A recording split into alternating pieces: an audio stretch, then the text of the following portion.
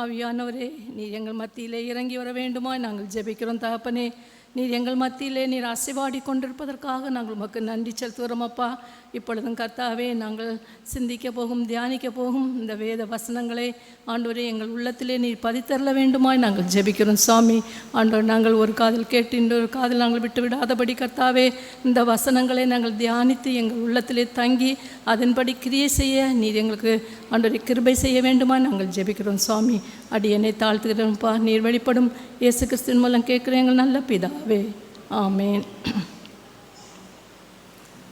நம்ம இப்போ வாசிக்க கேட்ட வேத பகுதி எல்லாருக்கும் தெரிந்த ஒரு வேத பகுதி தான். நம்ம அடிக்கடி இதை பற்றி நம்ம கேட்டிருக்கிறோம், கேள்விப்பட்டிருக்கிறோம். இது எல்லாருக்கும் ஒரு தெரிந்த வேத பகுதி. இதை இயேசு கிறிஸ்து இந்த மனிதனாக இந்த உலகத்தில் அவர் வாழ்ந்தபோது அநேக அற்புதங்களையும் அடையாளங்களையும் அவர் செய்தார். அதில் ஒரு அற்புதம், இந்த பர்த்திமேயு குருடனை அவர் கண் திறந்தது தான் இந்த அற்புதம். இதை நம்ம இன்றைக்கி இதை பற்றி நம்ம தியானிக்க போகிறோம். இந்த உலகத்தில் இன்னுமே அநேக குருடர்கள் வாழ்ந்து வருகிறார்கள். குருடர்களுடைய எண்ணிக்கை அதிகமாக இருந்து வருகிறது. நம்ம என்ன சொல்கிறாங்கன்னா, 3.5 கோடி மக்கள் அந்த உலகத்தில் குருடர்களாக இன்னும் வாழ்ந்து கொண்டிருக்காள்னு சொல்லிட்டு அவர்கள் கணக்கெடுப்புகளை அவர்கள் சொல்லுகிறார்கள். இந்த குருடர்களுக்கு வரக்கூடிய முதல் பிரச்சனை என்னென்னா, அவர்களுக்கு ஒரு கீழ்த்தரமான அடையாளம். அவர்கள் எல்லாராலும் ஒதுக்கப்படுகிறார்கள். அவர்கள் குருடன் என்று அவர்களை நம்ம மதிப்பதில்லை. அவர்களை நம்ம ஒரு கீழ்த்தரமாக ஒரு அடையாளப்படுத்துகிறோம் இந்த சமுதாயத்தில். அதுதான் அவர்களுடைய முதல் பிரச்சனை. ரெண்டாவது பிரச்சனை என்னென்னா, அவர்கள் தனிமைப்படுத்தப்படுகிறார்கள். அவர்கள் சக மனிதர்களோடு பழகி அவர்கள் மற்ற காரியங்களை அவர்களை அனுபவிக்க அவர்களுக்கு முடியவில்லை. அவர்களை நாம் தனிமைப்படுத்துகிறோம். மூன்றாவது அவருடைய என்னதுன்னா, அவர் பல இன்னல்களை அவர்கள் சந்திக்கிறார்கள். ஏன்னா அவர்களுக்கு கண்ணு தெரியாததுனால அவர்களுக்கு மோஸ்ட் ஆஃப் அந்த குருடர்கள் எல்லாம் என்னென்னா பிச்சைக்காரர்களாக தான் காணப்படுகிறார்கள். அவர்கள் அதனால் அவர்கள் ஒரு ஒரு மோசமான நிலைமைக்கு அவர்கள் தள்ளப்படுகிறார்கள். அவர்கள் இவருடைய வேதனைகளை நமக்கு சொல்ல முடியாது, அவர்களுக்கு தான் தெரியும் அவர்கள் எப்படிப்பட்ட வேதனைகளை அனுபவிக்கிறார்கள் என்று. இவர்கள் பஸ் ஸ்டாண்டு, அப்புறமா ரயில்வே ஸ்டேஷன், இப்படிப்பட்ட இடங்களில் அவங்க பிச்சை எடுத்துக்கொண்டிருக்கிறார்கள். ஆனால் இப்போ அந்த கவர்மெண்ட்டு இவர்களுக்கு பல சலுகைகளை செய்து வருகிறது. அந்த குருடர்களுக்கே படிக்க வைக்கிறார்கள், அவர்களுக்கு வேலை வாய்ப்புகள் வழங்குகிறார்கள். அவர்களை இப்போ அவருடைய வாழ்வாதாரம் உயர்த்தப்பட்டு வருகிறது. இவர்கள் பல என்ஜிஓஸ் கூட அவர்களுக்கு பல உதவிகளை செய்து வருகிறார்கள். அவர்கள் ஒரு அசோசியேஷன் ஃபார்ம் பண்ணியிருக்கிறார்கள். அதில் அவர்களுக்கு நிறைய சலுகைகள் கிடைக்கிறது. இப்படியாக இப்பொழுது இந்த கவர்மெண்ட்டு பல உதவிகளை செய்து வருகிறது இந்த நாட்களில். ஆனால் இயேசு வாழ்ந்த காலத்தில் இவர்களுக்கு எந்த வசதியுமே கிடையாது. அவர்கள் மிகவும் கீழ்த்தரப்பட்ட மக்களாக தான் அவர்கள் காணப்பட்டார்கள். இப்படிப்பட்ட அந்த குருடர்களில் ஒருவன் தான் இந்த பர்த்திமேயுன்னு நம்ம வாசிக்கிறோம். இவனுடைய குடும்ப பின்னணி பற்றி நமக்கு எதுவுமே தெரியாது. இவனுடைய பெயர் கூட நமக்கு தெரியாது. என்னன்னா, இவன் தீமேயுன் குமாரனாகிய பர்த்திமேயு அப்படின்னு தான் சொல்லப்பட்டிருக்குது. பர்னா அரேமிக் மொழியில் சன் என்ற அர்த்தம், மகன். அப்போ இவன் என்னென்னா சன் ஆஃப் திமேயு, அப்படி தான் இதனுடைய அர்த்தம் வருது. திமேயு அப்படின்னா இதுக்கு என்ன அர்த்தம்னா மதிப்பு மிக்கவன் அப்படின்ற அர்த்தம். அப்போ இவன் மதிப்பு மிக்கவ மகன் அப்படின்னுடைய இந்த பர்த்திமேயு இந்த வார்த்தையுடைய அர்த்தம் என்ன வருதுன்னா மதிப்புமிக்க ஒரு மகன் என்று அவனுக்கு அந்த பேருக்கு அர்த்தம் வருகிறது. சரி, இப்போ அந்த நம்ம வாசிக்க கேட்ட அந்த மார்க்கு 10ஆம் அதிகாரம் 46 52 வசனங்களை நம்ம திறந்து வைத்துக்கொள்ளலாம். இயேசு செய்த அற்புதம், இந்த பர்த்திமேயுடைய வாழ்க்கையில் இயேசு என்ன செய்தார் அப்படின்றத நம்ம இதில் நம்ம வாசிக்க கேட்டோம். சரி, இதை கொஞ்சம் நம்ம விரிவாக பார்க்கலாம். 46வது வசனத்தை பார்க்கும்போது, இவன் குருடனாக இருந்து அவன் பிச்சை கேட்டுக்கொண்டிருக்கிறான் அப்படின்னு பார்க்குறோம். இதே சம்பவத்தை நம்ம லூக்கா 18ஆம் அதிகாரம் 35 43 வசனங்கள் வரை கூட நம்ம பார்க்க முடிகிறது. இதில் அந்த லூக்கா சுவிசேஷத்தில் இவன் யாருடைய மகன் அப்படின்றத குறிப்பிடப்படவில்லை. மற்றபடி எல்லா சம்பவங்களும் ஒரே மாதிரி தான் இருக்குது.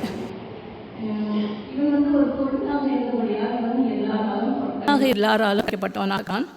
அப்போது 46 வசனத்தை நம்ம வாசிக்கும்போது, இயேசு கிறிஸ்து சீஷர்கள் திரளான ஜனங்கள் வந்து கொண்டிருக்கிறார்கள். அப்போ வந்து இவ்வளோ கூட்டம், இயேசு எரிகோவை விட்டு போகிறாரு. அவர் வந்து எருசலேமை நோக்கி பஸ்கா பண்டிகைக்கு ஆயத்தமாகி அவர் போய் கொண்டிருக்கிறார். திரளான ஜனங்கள் அவரை பின்தொடர்ந்து வந்து கொண்டிருக்கிறார்கள். சீஷர்கள் வருகிறார்கள். அந்த கூட்டத்திற்கு அளவில்லை, அவ்வளவு கூட்டம் அவரை பின்தொடர்ந்து வந்து கொண்டிருக்கிறது. அப்படியே வந்து கொண்டிருக்கும்போது இந்த பர்த்திமேயு வந்து விசாரிக்கிறான். எங்கள் லூக்கா 18வது அதிகாரம் 36வது வசனத்தில் அவன் கேட்குறான், ஜனங்கள் நடக்கிற சத்தத்தை கேட்டு இது என்ன அப்படின்னு விசாரிக்கிறான். இப்போ வந்து அந்த சத்தம் எப்போவுமே அவன் நிறைய காலடி சத்தம் அவன் கேட்டு பழகுனவன் தான். ஒரு ஆளுடைய அரவம் சத்தம் கேட்டுட்டா உடனே ஐயா அம்மா எனக்கு பிச்சை போடுங்க அப்படின்னு கேட்டு பழக்கம் உள்ளவன் தான் அவன். ஆனால் இப்போ வந்து நிறைய காலடி சத்தம் கேட்குது, ஜனக்கூட்டம் திரளாய் வருவதை அவன் உணர்கிறான். அவனுக்கு உணரக்கூடிய அறிவு அவனுக்கு இருந்தது. அவனுடைய கண் தான் அவனுக்கு பார்வை இல்லையே தவிர அவனுடைய செவிகள் நன்றாக கேட்டது, அவனுடைய கைகால்கள் வேலை செய்தது, அவனுக்கு அந்த உணர்வு இருந்தது. இப்படி அவனுடைய கண் பார்வை தவிர எல்லா மற்ற உறுப்புகளும் வேலை செய்கிறது. அப்போ வந்து என்ன பண்ணுறான், கேட்குறான், ஏன் இவ்வளோ சத்தம், யார் வரா, என்ன விஷயம் அப்படின்னு கேட்குறான். அப்போ அவங்க என்ன சொல்கிறாங்க, என்ன லூக்கா 18வது அதிகாரம் 37வது வசனத்தில் நசரேயனாகிய இயேசு போகிறார் என்று அவனுக்கு அறிவித்தார்கள். அவனுக்கு சொல்கிறாங்க, நசரேயனாகிய இயேசு போகிறார் அப்படின்னு அறிவித்தார்கள். இவனுக்கு வந்து இயேசுன்னா யாருன்னு அவனுக்கு தெரிஞ்சிருக்கணும். இயேசு பல அற்புதங்களை அவர் செய்ததை அவன் கேள்விப்பட்டிருக்கணும். அவன் தெரிஞ்சதுனால தான் அவன் உடனே அடுத்த வசனத்தில் என்ன சொல்கிறான், இயேசுவே தாவீதின் குமாரனே எனக்கு இறங்கும் என்று கூப்பிட தொடங்கினான். மார்க்கு 10வது அதிகாரம் 47வது வசனத்தில் நம்ம பார்க்குறோம், தாவீதின் குமாரனே எனக்கு இறங்கும் என்று கூப்பிட தொடங்கினான். ஏன்னா இவன் வந்து இவ்வளோ நாளும் அவன் வந்து தன்னுடைய ஃப்ரெண்ட்ஸுகளை பார்த்துருப்பான், தன்னுடைய குடும்பத்தாரை பார்த்துருப்பான், தன்னுடைய உற்றார் உறவினர்களை பார்த்துருக்கான். யாருமே அவனுக்கு இறங்கவில்லை. யாரிடத்துலேருந்து அவனுக்கு எந்த இரக்கமும் கிடைக்கவில்லை, எந்த சுகமும் கிடைக்கவில்லை, எந்த நன்மையும் கிடைக்கவில்லை. இப்பொழுது அவனுக்கு இயேசு தான் தன் நம்பிக்கை என்ற விசுவாசத்துக்குள் அவன் வந்து விட்டான். இயேசுவால் மாத்திரம்தான் தன்னை குணமாக்க முடியும் என்ற ஒரே நம்பிக்கையோடு அவன் வந்து இயேசுவே எனக்கு இறங்கும் அப்படின்னு சொல்லிட்டு கேட்குறான். அப்போ அவன் வந்து இப்போ இதில் என்ன பார்க்குறான், அவன் சத்தமிட்டு கூப்பிடுகிறான் அப்படின்னு பார்க்குறோம். அவன் சத்தமிட்டு கூப்பிடுகிறான் அப்படின்றத நம்ம இதில் வாசிக்கிறோம். சங்கீதம் 118 8-9 வசனங்களை வாசிங்க. சங்கீதம் 118 8-9 வசனங்கள். மனுஷனை நம்புவதை பார்க்கிலும் கர்த்தர் பேரில் பற்றுதலாக இருப்பதே நலம், பிரபுக்களை நம்புவதை பார்க்கிலும் கர்த்தர் பேரில் பற்றுதலாக இருப்பதே நலம். இது வந்து வேதாகமத்தில் உள்ள மைய பகுதி. இதுதான் மத்திய வசனம் அப்படின்னு சொல்லப்பட்டிருக்கு. வேதாகமத்தை நம்ம 2ஆக பிரித்தோமானால் நடுவில் உள்ள ஒரு வசனம் இதுதான் என்று குறிப்பிடப்பட்டுள்ளது. அப்போது இங்கே வந்து மனுஷனுடைய உதவியோ இரக்கங்களோ நமக்கு கிடைக்காம போகலாம் இல்லையா. இப்போ வந்து இதில் என்ன, இந்த வசனத்தில் நம்ம என்ன பார்க்குறோம், மனுஷனை நம்புவதை பார்க்கிலும் கர்த்தர் பேரில் பற்றுதலாக இருப்பதே நலம். கர்த்தர் பேரில் பற்றுதலாக இருக்கணும். அந்த வேத வாக்கியத்தை இவன் பிடித்து கொண்டான். கர்த்தர் பேரில் பற்றுதலாக இருக்க வேண்டும். அவனுக்கு நம்பிக்கை, விசுவாசம் இவனுக்கு வந்து விட்டது. மனுஷனுடைய உதவியோ இரக்கங்களோ நமக்கு கிடைக்காமல் போகலாம். இவன் வந்து இப்போ வந்து என்ன, தாவீதின் குமாரனே எனக்கு இறங்குன்னு சொல்லி சத்தமாக அவன் கூப்பிடுகிறதை நம்ம பார்க்குறோம். மார்க்கு 10வது அதிகாரம் 48வது வசனத்தில் வாசிங்க. மார்க்கு 10:48. அவன் பேசாதிருக்கும்படி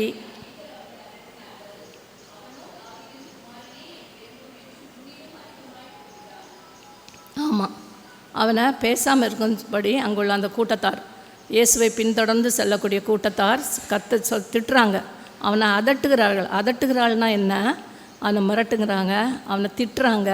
ஏய் வாயம் மூடு சொல்லியிருப்பாங்க, குருடா நீ வாயம் மூடு, நீ எதுக்கு கத்துற, இங்கே யாரும் உனக்கு இப்போ பிச்சை போட ஆள் இல்லை, நீ பேசாமல் இரு அப்படின்னு சொல்லி அவனை பலவிதமான வார்த்தைகளை பேசி அவனை கட்டாயம் அவனை திட்டியிருப்பாங்க. ஆனால் அவன் என்ன பண்ணுறான், அடுத்த வசனத்தில் பார்க்குறோம். அவன் என்ன சொன்னான், முன்னிலும் அதிகமாய் அவன் கூப்பிடுகிறான். அவன் வந்து யார் அவனை திட்டினாலும், அவனை என்ன சொல்லியிருந்தாலும் அவன் அவருடைய வார்த்தைகளுக்கு அவன் பயப்படவே இல்லை. அவன் தைரியமாக, அவன் முன்னிலும் அதிகமாய், அவன் சத்தமாய் அவன் கூப்பிடுகிறான். அவனுடைய நோக்கமெல்லாம் ஏசாமியை நம்ம பார்க்கணும், அவர் எனக்கு சுகம் தர வேண்டும், அவர் மூலமாக நான் பார்வை அடைய வேண்டும். இந்த ஒரே நோக்கத்தோடு இவன் இன்னும் அதிகமாய் அவன் கூப்பிடுறதை நம்மளை வாசிக்கிறோம்.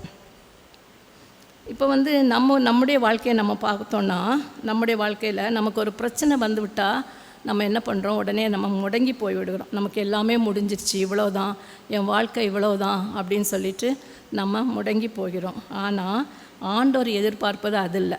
ஆண்டவர் எதிர்பார்ப்பது என்னென்னா, நமக்கு வந்து ஒரு வழி அடைச்சா மற்ற வழியெல்லாம் திறந்துருக்கோன்னு நம்ம பார்க்குறோம் இல்லையா? அது மூலம் நமக்கு அந்த ஒரு பிரச்சனை வந்ததுன்னா மற்ற பிரச்சனைகளெல்லாம் தீர்க்கக்கூடிய அளவில் ஆண்டவர் நமக்கு வழிகளை வகுத்து கொடுக்குறவராக இருக்கிறார். அதனால் நம்ம என்ன பண்ணணும், அந்த பிரச்சனை நமக்கு வரக்கூடிய ஒரு பிரச்சனைகளுக்கு நம்ம முற்றுப்புள்ளி வைத்துவிட்டு நமக்கு நடக்க வேண்டிய காரியம், நமக்கு என்ன நடக்கணுமோ, நம்ம நம்முடைய பாதைக்கு நம்முடைய வாழ்க்கைக்கு முன்னேற்றத்தில் செல்லக்கூடிய வழி எதுவோ அதில் நம்ம நடக்க வேண்டும். சரியா?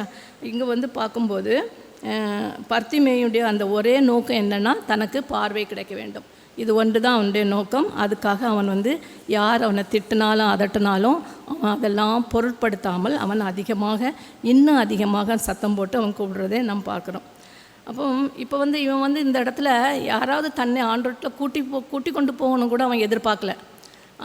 அவனுக்கு கண்ணு தெரியாது. அவனுக்கு இயேசு இடத்துல அவன் போகணுன்னா யாராவது அவனுக்கு கைட் பண்ணணும் இல்லையா? அதை கூட அவன் எதிர்பார்க்கவே இல்லை. யாராவது என்னை கூட்டிகிட்டு போங்க அப்படின்னு கூட அவன் சொல்லலை. அவன் சொல்லாமல் என்ன சொல்கிறான், அவனாவே சத்தமாக அவன் கூப்பிட்றான். இதில் வந்து யோவான் 2ஆம் அதிகாரம் 24-25 வசனத்தை வாசிங்கள். யோவான் 2ஆவது அதிகாரம் 24-25.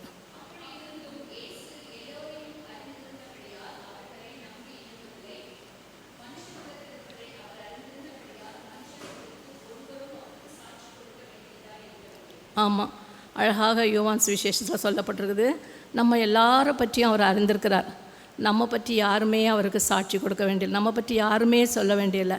யாருமே நமக்கு இவன் இன்னார் தான், ஜெபமதி இப்படிப்பட்டவா தான் அப்படின்னு சொல்லிட்டு யாருமே ஆண்டவருக்கு சொல்ல வேண்டியதில்லை. அவருக்கு தெரியும். அவர் வந்து நம்ம எப்படிப்பட்டவங்க, என்ன செய்கிறோம், என்ன நிலைமையில் இருக்கிறோம், எல்லாமே அவருக்கு தெரியும். அவருக்கு இப்போ இந்த பர்த்திமேயு குருடனை பற்றியும் அவருக்கு தெரியும். தான் போக வழியில் ஒரு குருடன் இருக்கிறான், அவன் என்னுடைய சுகத்துக்காக அவன் காத்துட்ருக்கான்னு அவருக்கு தெரியும். அவர் எல்லாம் தெரிஞ்சவர் தான் அவன் வந்து. ஆனாலும் அவருக்கு யாருமே அந்த பர்த்திமேயை பற்றி அவருக்கு இன்ட்ரடியூஸ் பண்ண வேண்டிய அவசியமும் இல்லை. ஆனால் அவர் என்ன பண்ணுகிறார், அவனுக்கு தெரிந்தது தான். ஆனாலும் இயேசு என்ன பண்ணுறார், நடந்து போய்கொண்டே இருக்கிறார். இவன் கூப்பிட்றான், அவர் நடந்து போய்கொண்டே இருக்கிறார்.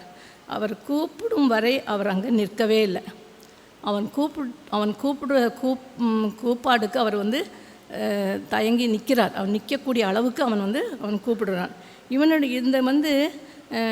இவனிடந்து நம்ம கற்றுக்கொள்ளக்கூடிய முதல் பாடம் என்னவென்றால், நம்ம வந்து கர்த்தர் பேரில் நம்பிக்கை வைக்க வேண்டும். நம்ம கர்த்தர் பேரில் நம்பிக்கை வைத்து அவரை நாம் கூப்பிட வேண்டும். அதுதான் முதல்ல நம்ம அவனுடைய இந்த வாழ்க்கையில் நம்ம கற்றுக்கொள்ளக்கூடிய ஒரு முதல் பாடம் என்னவென்றால் நம்பிக்கை. கர்த்தர் பேரில் நம்ம நம்பிக்கை வைக்க வேண்டும். 2வது காரியம் என்னவென்றால், போராட்டங்கள் சோதனைகள் வரும்போது சோர்ந்து போய்விடக்கூடாது. நமக்கு அநேக போராட்டங்கள் வரலாம், சோதனைகள் வரலாம். ஆனால் நம்ம சோர்ந்து போகாமல் முன்னிலும் அதிகமாய் கூப்பிட வேண்டும். நம்ம சாதாரணமாக நம்ம எப்பவுமே நம்ம ஜெபம் பண்ணுவோம், நம்மளுடைய ப்ரேயருக்கு பதில் கிடைக்கல, ஆனால் நம்ம சோர்ந்து போகக்கூடாது. இன்னும் அதிகமாய் நெருங்கி அவரை நம்ம கூப்பிட வேண்டும், சத்தமாய் கூப்பிட வேண்டும். இதுதான் அந்த பர்த்திமேயு செய்த காரியம். அந்த கூட்ட நெரிச்சலில் அவன் வந்து கூட்ட நெரிச்சலை பார்த்து அவன் பயந்து போகலை, அவன் தயங்கி விடவில்லை. ஐயோ இவ்வளோ கூட்டம் இருக்கிறதே, யாருன்னு என்னுடைய சத்தத்தை கேட்பார்கள், யார் எனக்கு பதில் சொல்வார்கள் அப்படின்லாம் அவன் தயங்கவே இல்லை. அவன் தைரியமாக மன உறுதியோடு அவன் வந்து சத்தமிட்டு கூப்பிடுறான். அவன் தடைகளை கண்டு அவன் துவண்டு போகவே இல்லை. என்ன தடை வந்தாலும் பரவாயில்லன்னு சொல்லி அவன் தாவீதின் குமாரனே எனக்கு இறங்கும்னு சொல்லி அவன் சத்தமிட்டு கூப்பிடுகிறதே நம்ம பார்க்குறோம். இப்போது மார்க் 10ஆவது அதிகாரம் 49ஆவது வசனத்தை வாசிங்க.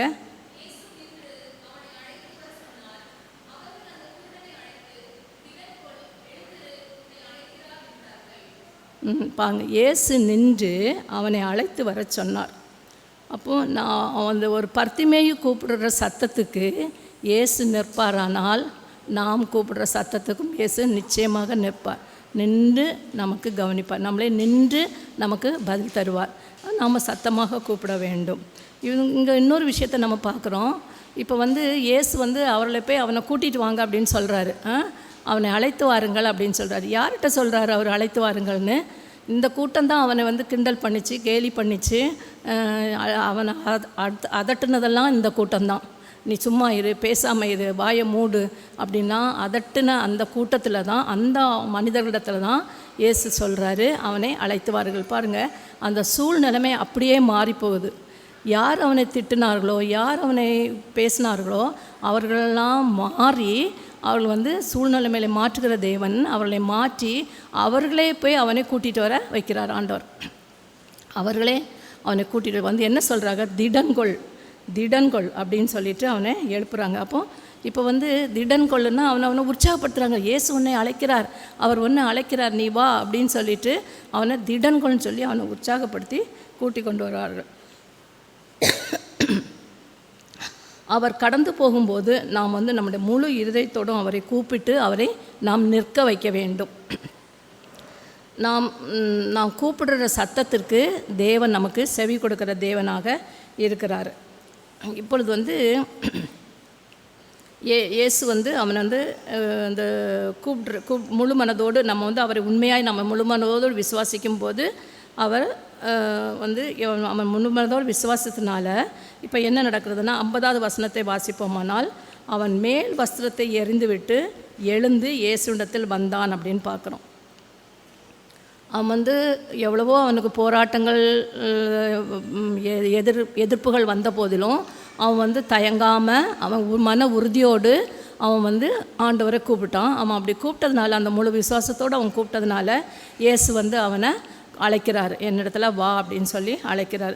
இப்போ நம்ம இதில் என்ன பார்க்கணும், இயேசு கிறிஸ்து வந்து நம்மளுடைய சூழ்நிலைமைகளெல்லாம் மாற்றுகிற தேவன். நம்ம என்ன சூழ்நிலைமையில் காணப்பட்டாலும் அந்த மக்களை அவர் மாற்றி அவர்களை நம்முடைய வசமாக அவர் திருப்புவார். இப்போ பாருங்கள், அவனை திட்டின இந்த ஜனங்கள்லாம் இப்போ மாறிட்டாங்க. மாறி அவங்க உற்சாகத்தோடு, மிகவும் உற்சாகத்தோடு, நீ திடன்கொள், இயேசு உன்னை அழைக்கிறார் அப்படின்னு சொல்லி அவனை கூட்டிகிட்டு வராங்க. 50வது வசனத்தில் அவன் மேல் வஸ்திரத்தை எறிந்துவிட்டு இயேசுவிடத்தில் வந்தான். அப்போ மேல் வஸ்திரம்னா என்னன்னு நம்ம பார்க்கலாம். மேல் வஸ்திரம்னா இந்த யூதர்கள் வந்து அந்த இயேசு வாழ்ந்த காலத்தில் வந்து தங்களுடைய ஆடைகளுக்கு மேலே ஒரு அங்கி மாதிரி ஒரு ட்ரெஸ் போட்டிருப்பாங்க. அது வந்து இப்போ வந்து குருடனாக அவன் இருந்தபடினால அவனுக்கு வந்து அந்த மேல் வஸ்திரம் வந்து அவனுக்கு பிச்சை எடுக்கிறதுக்கு அவனுக்கு அது வசதியாக இருந்தது. அவன் அந்த வஸ்திரத்தை அவன் விரித்து போட்டு அதில் அவன் பிச்சை வாங்குகிறவனாக காணப்பட்டான். அந்த வஸ்திரத்தை அவன் என்ன பண்ணுறான், தூக்கி விசிறி போட்டுறான். அது வந்து ஒரு போர்வை போல் காணப்படும்னு சொல்லப்பட்டிருக்கிறது. அந்த மேல் வஸ்திரத்தை அவன் எரிந்து போடுகிறான். அதாவது இப்போ வந்து அவன் இயேசு அழைக்கிறாள் என்று அவன் கேட்ட உடனே, கூப்பிட்ட உடனே அவனுக்கு மனசில் ஒரு உறுதி, இனி எனக்கு இந்த மேல் வஸ்திரம் தேவையில்லை, நான் இனி பிச்சை எடுக்க போவதில்லை. அவனுக்கு இன்னும் சுகம் கிடைக்கல. இயேசு அவனை கூப்பிட தான் செய்திருக்கிறாரு. ஆனாலும் அவனுடைய விசுவாசத்தை பாருங்கள், அவன் வந்து அந்த வஸ்திரத்தை எறிந்து போடுகிறான், தூக்கி போட்டுடுறான். அவன் சுருட்டி இந்த மேல் வஸ்திரம் வேண்டான்னு சொல்லி ஒரு இடத்துல சுருட்டி மடக்கி அவன் வைக்கவே இல்லை, அவன் தூக்கி போட்டுறான்னு பார்க்குறான். அவன் அதை தூக்கி வீசி போட்டுறான். தூக்கி எறிந்து போட்டுட்டு அவன் வந்து இயேசுவிடத்தில் வருகிறான். எவ்வளோ ஒரு பெரிய விசுவாசம் இல்லையா? நம்மளாக இருந்தோன்னா என்ன நடக்குமோ ஏது நடக்குமோ தெரியாது, அதனால் இந்த வஸ்திரம் இருக்கட்டும், நாளைக்கு கூட நான் பிச்சை எடுக்கிறதுக்கு தேவைப்படும் அப்படின்லாம் அவன் யோசிக்கவே இல்லை. இது தேவையில்லை, இனி எனக்கு தேவையில்லை, இயேசு என்னை கூப்பிட்டுட்டாரு, நான் இயேசு பக்கத்தில் நான் போகிறேன், அவர் என்னை குணமாக்குவார், எனக்கு இது தேவையே இல்லை அப்படின்னு சொல்லிட்டு அதை கலந்து போட்டுவிட்டு அவன் போகிறான். ஏசாயா 43வது அதிகாரம் 19வது வசனத்தை வாசிங்க. ஏசாயா 43:19.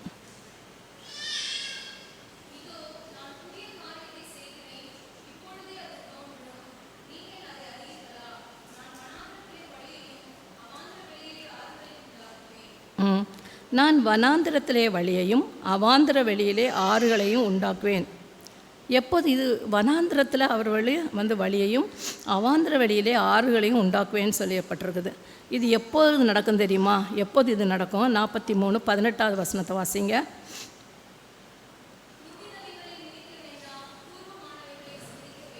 ஆமாம், முந்தினவைகளை நினைக்க வேண்டாம், பூர்வமானவைகளை சிந்திக்க வேண்டாம். இந்த நம்முடைய பழைய வாழ்க்கையை நம்ம சிந்திக்காமல் அவர்கிட்ட மறந்து விட்டோமானால் ஆண்டவர் வந்து வனாந்திரத்தில் வழியையும் அவாந்திர வழியிலே ஆறுகளையும் உண்டாக்க வல்லவராக இருக்கிறார். அதனால் நம்ம என்ன பண்ண வேண்டும், நம்மளுடைய பழைய வாழ்க்கை, பழைய அவருக்கு பிரியமில்லாத காரியங்கள், பல காரியங்கள் நம்மிடத்தில் இருந்திருக்கலாம், அவற்றெல்லாம் நாம் மறந்துவிட்டு அவரிடத்தில் நம்ம விசுவாசிக்க வேண்டும். நாம் அவரை சார்ந்து வரும்போது அவர் நம் வாழ்க்கையை நமக்கு அவர் புதிதாக்குவராக காணப்படுகிறார். அந்த குருடன் மேல் வஸ்திரம் வேண்டான் என்று எரிந்தது போல நாமும் அவருக்கு பிரியமில்லாத காரியங்களை நாம் எரிந்து போட வேண்டும். இதுதான் ஏசப்பா நம்மகிட்ட எதிர்பார்க்கக்கூடிய காரணம். அப்போ இது முதலாவது நம்ம ஆண்டவரை நம்ப வேண்டும். ரெண்டாவது கஷ்டங்கள் வரும்போது இன்னும் அதிகமாக அவரை கூப்பிட வேண்டும். மூன்றாவது பழையதை விட நம்ம ஆயத்தமாக இருக்க வேண்டும். இந்த 3 காரியங்களையும் நம்ம இந்த பர்த்திமேயு செய்ததை நம்ம பார்க்குறோம். அவன் இயேசுவை விசுவாசித்தான், நம்பினான். ரெண்டாவது அவன் அவனுக்கு எவ்வளவோ அவனுக்கு போராட்டங்கள், அவனுக்கு எதிர்ப்புகள் வந்த போதும் அவன் உறுதியாய் அவரை கூப்பிட்டான், இன்னும் சத்தமாக அவன் கூப்பிட்டான். மூன்றாவது பழையதை விட்டுவிட அவன் ஆயத்தமானான். தன்னுடைய அந்த வஸ்திரத்தை எரிந்து போட்டு அவன் ஓடி வரான் இயேசுகிட்ட. இந்த 3 காரியங்களும் அவன் செய்தான். அந்த 3 காரியங்களும் அவன் செய்ததுனால அவன் வாழ்க்கையில் என்ன நடந்தது அப்படின்றத நம்ம பார்க்கோம். தொடர்ந்து 51, 52 வசனங்களை நம்ம பார்க்கலாம்.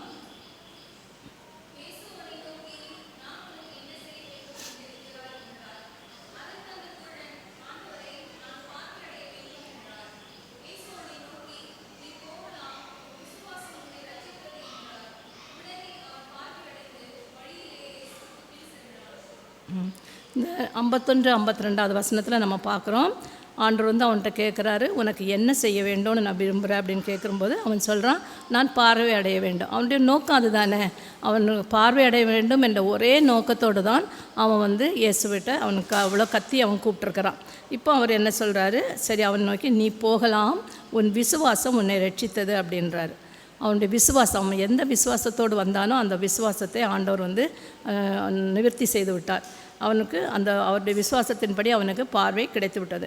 சரி, தனக்கு பார்வை கிடைத்து விட்டதுன்னு சொல்லிட்டு உடனே அவன் ரொம்ப சந்தோஷமாக துள்ளி குதித்து அவன் உடனே தன்னுடைய வீட்டுக்கு போனானா, தன்னை பெற்றோரை பார்க்க போனானா, இல்லாட்டி தன்னுடைய ஃப்ரெண்ட்ஸுகளை பார்க்க போனானா, யாரை பார்க்க போனான்? அவன் என்ன பண்ணனா, அவன் இயேசுக்கு பின் சென்றான்னு பார்க்குறோம். இதுதான் அவனுடைய பெரிய வாழ்க்கையில் உள்ள ஒரு பெரிய காரியம். அது அவன் செய்த காரியம் தன்னுடைய குடும்பத்தோடு அவன் ஒட்டி உறவாடவில்லை, தன்னுடைய மக்கள் யாரோடு அவன் போகல, அவன் இயேசுக்கு பின் சென்று அவன் இயேசுடைய சீஷனாக மாறிட்டான். இப்போ நாம் இந்த இடத்துல நம்முடைய வாழ்க்கையை நம்ம ஆராய்ந்து பார்க்கலாம். நம்முடைய நம்பிக்கை யார் மேல் இருக்கிறது? யார் மேல் நாம் நம்பிக்கை வைத்திருக்கிறோம்? நம்ம பணத்தின் மேலா, நமக்கு இருக்கக்கூடிய சொத்துக்கள் மேலா, இல்லது நம்மளுடைய படிப்பின் மேலா, இல்லது நம்மளுடைய பதவியின் மேலா, இல்லை நம்முடைய அந்தஸ்து, இந்த உலகத்தில் நமக்கு இருக்கக்கூடிய பெரிய பதவி அந்தஸ்துகள் மேலேயா? வேண்டாம். அதெல்லாம் ஆண்டவருக்கு பிரியமானதே இல்லை. அதெல்லாம் நிரந்தரமானதும் அல்ல. அதான் டெம்பரரி ப்ளஷர்ஸ். ஆனால் நம்ம இது ஆண்டவருக்கு பிரியமானதும் அல்ல. கர்த்தர் பேரில் நம்ம நம்பிக்கை வைக்க வேண்டும். நமக்கு கர்த்தர் பேரில் நம்பிக்கை, அவர்தான், அவருக்கு பிறகு தான் மற்றதெல்லாம். அவர் மேலே நம்ம முழு நம்பிக்கை வைத்து முழு இருதயத்தோடு அவரை நம்ம விசுவாசிக்க வேண்டும். போராட்டங்கள், கஷ்டங்கள் வரும்போது இன்னும் அதிகமாக அவரை நாம் தேட வேண்டும். அப்படி தேடும்போது அவர் நின்று நம்மை விடுவிப்பார். அவர் கடந்து போய்விட மாட்டார். அவர் நின்று நம்மை விடுவிப்பார். பழைய வாழ்க்கை, ஆண்டவருக்கு பிரியமில்லாத வாழ்க்கையை நாம் 3வது காரியமாக எரிந்து விட வேண்டும்.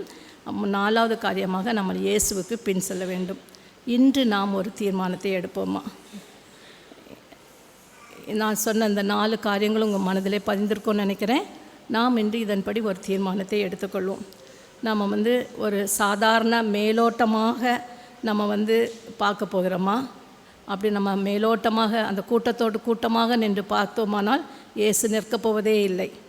அவரை உண்மையாக தேட வேண்டும். அவர் நிற்கும் வரை அவரை விடமாட்டேன் என்று உறுதியாக இருக்க வேண்டும். பர்த்திமேயு அற்புதத்தை அனுபவிக்காமல் போக மாட்டேன் என்று தீர்மானத்தை எடுத்தபடியால் தேவன் அவனை கனம் பண்ணினார். இயேசுவை நிறுத்தக்கூடிய சந்தர்ப்பம் நம்மை கடந்து போகிறது. நாம் நிறுத்தப் போகிறோமா, அல்லது வேடிக்கை பார்க்க போகிறோமா, அல்லது அவராக வரட்டும் அப்படின்னு சொல்லி நம்ம காத்துட்ருக்க போகிறோமா? நம்ம அப்படி தான், என்னுடைய பிரச்சனை எல்லாம் ஆண்டவருக்கு தெரியும், எல்லாமே தெரியும், அவருக்கு எல்லாமே அவர் அறிந்து வைத்திருக்கிறார், அவரே வரட்டுமே, அவரே இதை தீர்க்கட்டுமே அப்படின்னு சொல்லிட்டு நம்ம மெத்தனமாக நம்ம இருக்கிறோமா? இல்லை, அப்படி இருக்கவே கூடாது. ஆண்டவர் விரும்புவது நம்ம அவருடைய சமூகத்தில் அவர் தினமும் நெருங்கி அவரோடு நம்ம போராட வேண்டும், அவரை நிற்க வைக்க வேண்டும். இதுதான் இந்த இதில் நம்ம முக்கியமாக நம்ம பார்க்கக்கூடிய ஒரு காரியம். பர்த்திமேயு எத்தனை பிரச்சனைகள் போராட்டம்னு வந்தாலும் அவன் கூப்பிட்டு அவரை அதிக சத்தமாக கூப்பிடுறான். அவனை எல்லாரும் அதட்டுறாங்க, ஆனாலும் அவன் என்ன பண்ணுறான்? மிகவும் அதிக சத்தமாக அவன் கூப்பிட்டு ஆண்டவரை நிற்க வைக்கிறார். அவர் நிற்கிறார், நின்று அவனை கூப்பிடுகிறார். இது ஒரு பெரிய விசுவாசம். இப்போ சங்கீதம் 118:8 நம்ம வாசித்தது போல், மனுஷனை நம்புவதை பார்க்கிலும் கர்த்தர் பேரில் பற்றுதலாக இருப்பதே நலம். உண்மையில்லாமல் வேறொரு ஆதரவு இந்த உலகத்தில் எங்களுக்கு இல்லையப்பா, நீர் நிற்க வேண்டும், நீர் கடந்து போய்விடக்கூடாது என்று முடிவோடு நாம் இன்று அவரை நாம் அண்டிக்கொள்வோம். தேவன் தாமே இந்த வார்த்தைகளை ஆசீர்வதிப்பாராக. ஜெபம் செய்வோம். எங்களை நேசிக்கிற நல்ல பிதாவே, இந்த நல்ல வேலைக்காக நாங்கள் உமக்கு நன்றி செலுத்துகிறோமப்பா. ஆண்டவரே, இந்த வேளையிலே கர்த்தாவே, இந்த பர்த்திமேயுடைய விசுவாசத்தை நாங்கள் ஆராய்ந்து அறிந்து கொள்ள நீர் எங்களுக்கு உதவி செய்தீரப்பா. ஆண்டவரே, அந்த விசுவாசம் எங்கள் ஒவ்வொருவருக்குள்ளும் இருக்க வேண்டும் கர்த்தாவே. நாங்கள் உம்மை முழுமனதோடு விசுவாசிக்க வேண்டும், முழுமனதோடு நாங்கள் நம்ப வேண்டும் கர்த்தாவே. பிரச்சனைகள் போராட்டங்கள் வரும்போது கர்த்தாவே, நாங்கள் ஆண்டவரே சோர்ந்து விடக்கூடாதப்பா. இன்னும் அதிகமாக, இன்னும் உறுதியாய் நாங்கள் உம்மை தேட வேண்டும் கர்த்தாவே. எங்களுடைய பழைய காரியங்கள், நீர் விரும்பத்தகாத காரியங்கள் எங்களில் எதுவாக இருந்தாலும் அவற்றையெல்லாம் நாங்கள் தூக்கி எறிந்து போட்டு நீரே போதும் என்று உமது பாதப்படி அண்டையிலே நாங்கள் வந்து இருக்க வேண்டும் கர்த்தாவே. எல்லாவற்றுக்கும் மேலாக கர்த்தாவே, வரும் காலங்களிலே உம்முடைய சீஷர்களாக, உமக்கு ஊழியம் செய்வர்களாக, உண்மை பின்பற்றவர்களாக நாங்கள் ஒவ்வொருவரும் காணப்பட வேண்டும் கர்த்தாவே. எங்கள் ஒவ்வொருவரும் அதற்கேற்ற வழியிலே நீர் கிருபையாய் வழி நடத்த வேண்டும் என்று நாங்கள் ஜெபிக்கிறோம் சுவாமி. ஆண்டவரே, உம்முடைய கிருபையால் தான் மாத்திரம் முடியும் கர்த்தாவே. எங்களுடைய சுயபலத்தால் நாங்கள் நிற்க முடியாத தகப்பனே, உங்களுடைய கிருபை எங்களுக்கு வேண்டுமப்பா. உங்களுடைய கிருபையால் நாங்கள் வழி நடத்தப்பட வேண்டும் கர்த்தாவே. நாங்கள் ஒவ்வொரு உம்முடைய ஊழியம் செய்கிறவர்களாக, உம்முடைய ஊழிய பாதையிலே நடந்து செல்பவர்களாக காணப்பட எங்கள் ஒவ்வொருவரையும் நீர் தயார்படுத்த வேண்டும் நாங்கள் ஜெபிக்கிறோம் சுவாமி. எங்களை தாழ்த்துகிறோம். இயேசு கிறிஸ்து மூலம் கேட்குறோம் எங்கள் நல்ல பிதாவே. ஆமேன்.